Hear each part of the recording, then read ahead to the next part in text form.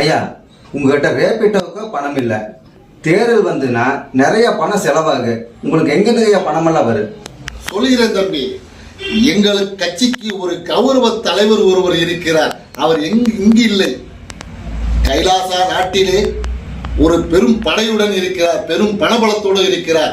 எங்களுக்கு கட்சிக்கு தேர்தல் வந்தால் அவர் மூட்டை மூட்டையாக பணம் தருவதாக எங்களுக்கு குறுந்தகவல் ஒன்றை அனுப்பியிருக்கிறார். ரொம்ப நாளா எனக்கு ஒரு சந்தேகம், இந்தியாவில் அந்த அரசியல் வாரிசு அரசியல்ங்கிறது ரொம்ப காலமா போயிட்டு இருக்குங்க.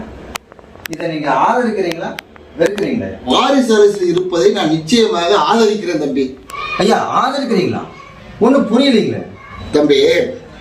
ஒரு குடும்பத்தில் ஒரு தலைவன் இருக்கிறான் என்றால் அந்த குடும்ப தலைவன் அரசு வேலையில் இருக்கும்போது அவன் மரணித்து விட்டால் அந்த குடும்பத்தில் யாரோ ஒருவருக்கு அரசு வேலை தருகிறார்கள். அது நிச்சயம் தானே? கண்டிப்பா. அவர்கள் அரசு வேலைக்கு வாரிசுக்கு வேலை கொடுக்கும் பொழுது மக்கள் பணியாற்றும் ஒரு அரசியல் தலைவன் தனக்கு பின்னால் மக்கள் தொண்டு செய்ய ஏன் அவர்களை வாரிசு அரசியலை உருவாக்க கூடாது? நான், என் மகன், என் பேரன் என்று ஏன் வரக்கூடாது? மக்களுக்கு பணி செய்யத்தானே வருகிறார்கள். அவர்களை தேர்ந்தெடுப்பதும் எடுக்காதும் உங்கள் தவறு.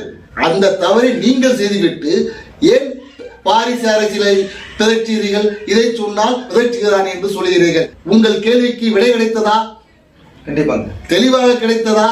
தீர்க்க தரிசனமான பதில் கிடைத்ததா? தெளிவாக இருந்துச்சுங்க. இவ்வளவு நேரம் நம்மளுடைய தலைவர் பிஸியான ஷெட்யூல்ல நேரமே இல்லாம போயிட்டு இருக்கிற அவருடைய வாழ்க்கையில இன்னைக்கு நமக்கு பேட்டி கொடுக்க வந்திருக்காரு. ஸோ ரொம்ப சந்தோஷம். மாணவியல் ஸ்டாக்கிஸ் சார்பாக அனைவருக்கும் நன்றி குறிப்பிடுகிறேன். நம்ம தங்கச்சியே ஜெயிக்க போறது நம்ம கட்சியே.